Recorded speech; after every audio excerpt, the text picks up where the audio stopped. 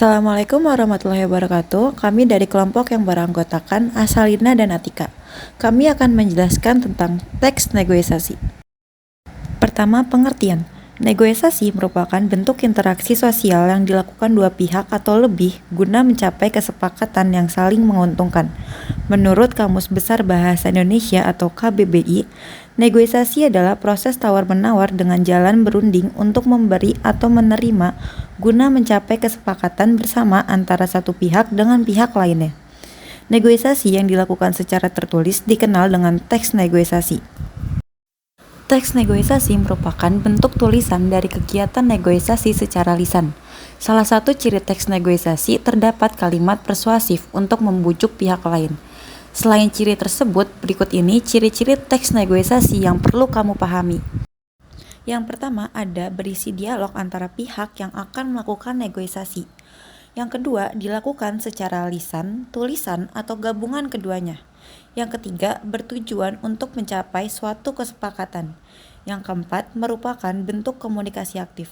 Yang kelima, dilakukan secara langsung atau tidak langsung. Dan yang terakhir, biasanya mengarah pada keuntungan bagi dua belah pihak yang bernegosiasi. Tujuan negosiasi yang pertama, mencapai kesepakatan yang memiliki kesamaan persepsi, saling pengertian, dan persetujuan. Yang kedua, mencapai penyelesaian atau jalan keluar dari masalah yang dihadapi bersama. Yang ketiga, mencapai kondisi saling menguntungkan dan tidak ada yang dirugikan atau win-win solution. Bentuk tampilan teks negosiasi. Yang pertama, bentuk dialog berupa percakapan dengan kalimat langsung antara kedua belah pihak. Yang kedua, teks narasi berupa penggabungan antara dialog dan narasi. Dan yang terakhir, surat penawaran. Faktor yang menentukan keberhasilan negosiasi. Yang pertama, kesediaan semua untuk berkompromi dengan pihak lain. Kesediaan semua pihak untuk berkompromi menjadikan titik awal bagaimana negosiasi bisa dilaksanakan. Tanpa kesediaan pihak tertentu negosiasi, maka mustahil bisa dilaksanakan. Yang kedua, tidak ada pihak yang dirugikan. Menjadi syarat keberhasilan negosiasi, karena negosiasi itu mencari keputusan bersama, bukan untuk merugikan sebagian kelompok. Maka dalam negosiasi tidak boleh ada yang dirugikan. Jika ada yang dirugikan, maka negosiasi dipastikan tidak akan berhasil. Yang ketiga, kesepakatan yang diperoleh dalam negosiasi dapat dilakukan dan bersifat praktis. Artinya, bukan keputusan yang mustahil untuk dapat dilaksanakan kedua belah pihak. Yang keempat, alasan yang disertakan mampu memengaruhi pihak lain. Alasan atau argumentasi dalam negosiasi sangat penting. Tanpa argumentasi, maka negosiasi dipastikan tidak akan berhasil, karena tidak dapat memengaruhi lawan negosiasi. Struktur teks negosiasi. Yang pertama, orientasi, yaitu pembuka berupa salam, perkenalan, atau sapaan. Yang kedua, pengajuan, yaitu maksud dan tujuan bernegosiasi. Yang ketiga, penawaran, yaitu proses tawar-menawar pihak satu dengan pihak yang lain. Yang keempat, persetujuan, yaitu terjadinya kesepakatan. Dan yang terakhir, penutup, proses berakhirnya sebuah percakapan. Kaidah kebahasaan dalam teks negosiasi sebagai berikut. Yang pertama, mengandung kalimat persuasif. Kalimat persuasif bermakna mengajak atau membujuk. Kalimat persuasif digunakan oleh salah satu pihak untuk mengajak pihak lainnya menyepakati tawaran yang diberikan. Contoh, "Mah, uang jajannya boleh ditambah lagi nggak? Soalnya aku lagi banyak kebutuhan yang harus dibeli nih. Boleh ya?" Yang kedua, menggunakan kalimat deklaratif. Kalimat deklaratif adalah kalimat yang diutarakan dalam bentuk pernyataan.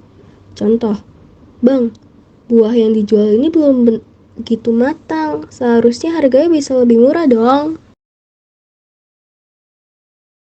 Yang ketiga, menggunakan bahasa yang sopan. Penggunaan bahasa yang sopan bertujuan agar proses negosiasi berjalan lancar. Hal ini dilakukan untuk mengurangi kesalahpahaman dalam komunikasi. Bahasa yang sopan biasanya dimulai dengan kata tolong, silakan, boleh, maaf, dan lainnya. Contoh, "Boleh kakak, silakan dilihat dulu barangnya kak, bisa dinego loh kak." Yang keempat, menggunakan konjungsi. Konjungsi atau kata penghubung yang digunakan dalam teks negosiasi dapat berupa konjungsi temporal maupun konjungsi kausalitas. Contoh, "Kalau begitu, meskipun walaupun. Yang kelima, menggunakan kalimat efektif. Kalimat efektif digunakan agar informasi yang disampaikan benar dan tepat sasaran. Contoh, bisa kurang nggak Pak? Bagaimana kalau 50.000 saja? Yang keenam, kalimat perintah. Kalimat perintah digunakan untuk mempengaruhi satu pihak agar melakukan yang diminta oleh pihak lainnya. Contoh, Pak, saya mau beli kedelai ini 100 kilo, tolong harganya dikurangi 20% ya. Kalau oke, saya bayar cash sekarang. Yang ketujuh, menggunakan kata ganti atau pronomina. Contoh, saya, kami, Anda, kalian, dan kita. Dan yang terakhir, berisi pasangan tuturan. Pasangan tuturan yang dimaksud adalah dialog atau percakapan yang terjadi antara dua orang atau lebih. Menulis teks negosiasi berbentuk naratif. Teks narasi adalah teks yang menceritakan suatu kejadian atau peristiwa yang disusun secara kronologis atau urutan waktu. Berikut ini cara mengubah teks negosiasi untuk dialog menjadi bentuk narasi. A. Menentukan teks negosiasi bentuk dialog yang akan diubah. B. Menentukan sudut pandang. C. Menentukan latar. D. Mengubah kalimat langsung menjadi kalimat tidak langsung. Mempresentasikan teks negosiasi.